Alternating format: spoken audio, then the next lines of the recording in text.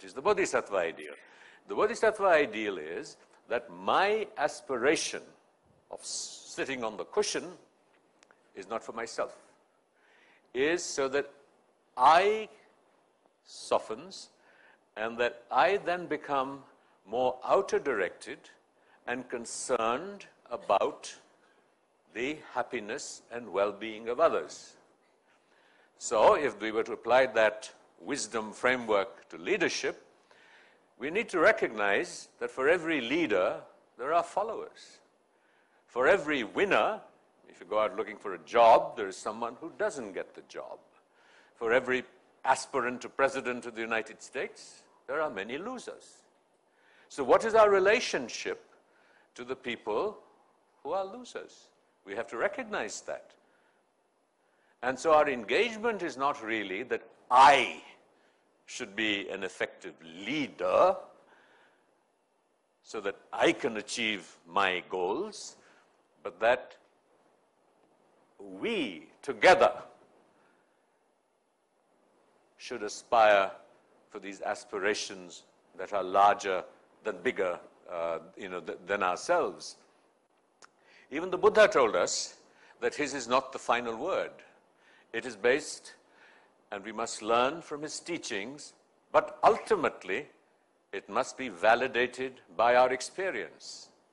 And so we have to be careful when people like me or anybody else speaks to you that you are responsible for your experience and not the technique. The technique is not responsible, nor is the teaching, nor is the philosophical framework. So it shifts the responsibility from something external to us. And yet, that us that suffers needs softening. So what is the aspiration and then of mindfulness, as I would imagine you have been presented with? In our tradition, we look at mindfulness as a prerequisite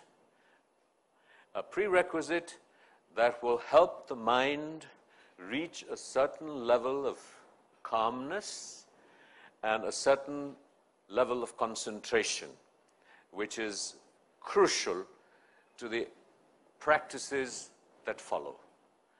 And what are the practices that follow, and what is their aim? We, for example, do not believe that mindfulness in itself, there was a very interesting question that when you confront someone who's a tyrant, as Michael very eloquently said, how do we respond? Now, the response to a trigger for anger leaves no time for contemplation. It is immediate and instantaneous. So, how do we achieve that? That how do we impact the deepest recesses of our consciousness so that our reflexive responses are impacted? And that really is the challenge of whatever path or journey in whatever traditions we follow. So if you accept the matrix of different mental dispositions, and I could just sort of elaborate that in some ways, that each of us needs a different mental diet, depending on our personalities. Not just our personalities, but our social realities. So if Islam originated in a particular social context, that is the journey, not mindfulness as we understand it, for that individual in that context. So we have to recognize for ourselves which of these particular proclivities are appropriate to us. So the process of Buddhist meditation, with mindfulness as an important prerequisite, is to change our mental diets.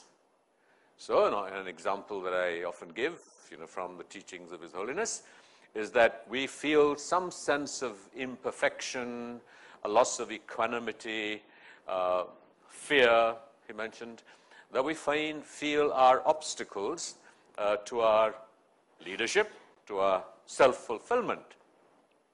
Now, the interesting thing is that because of our conditioning, the use of the English language, we have somehow begun to misunderstand happiness which is really something we all strive for. What is happiness?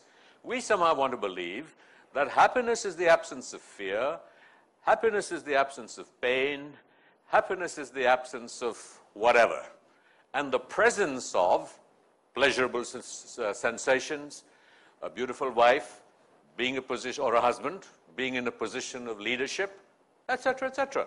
This is the American dream. It's enshrined in the American Constitution, the right to happiness.